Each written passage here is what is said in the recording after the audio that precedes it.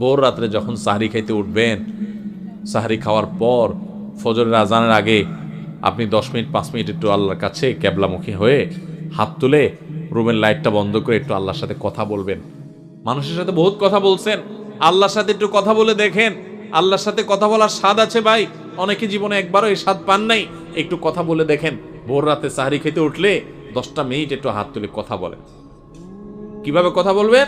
কথা বলবেন এইভাবে, ও আল্লাহ, কত গুনাহ আমি করেছি, কত পাপাচার আমি করেছি, মরতে আমার হবে, তোমার কাছে যাওয়া আমার লাগবে আল্লাহ, শয়তানের প্ররোচনা করেছি, এই রমজান মাস তুমি কত মানুষকে মাফ করে দাও। নবী করিম সাল্লাল্লাহু আলাইহি ওয়াসাল্লাম বলেছেন, ওয়ালিল্লাহি উতাকাউ মিনান নার ওয়া যালিকা ফি কুল্লি লাইলা। রমজানের প্রত্যেক রাতে আল্লাহ তাআলা অনেক মানুষকে সাধারণ ক্ষমা ঘোষণা করে দেন, যে যাও অমুক অমুক অমুক অমুক, যাও তোমাদেরকে মাফ করে দেওয়া হলো, জাহান্নাম থেকে মুক্ত ঘোষণা করে দেওয়া হলো। আল্লাহ কত মানুষকে আপনি সাধারণ ক্ষমা করে দিবেন। আল্লাহ আপনার সাধারণ ক্ষমা পাওয়ার জন্য কোনো যোগ্যতার দরকার হয় না, আপনি চাইলে যাকে তাকে মাফ করে দিতে পারেন।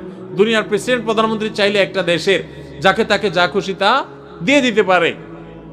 তাদের যদি ক্ষমতা, তারা তো মানুষ।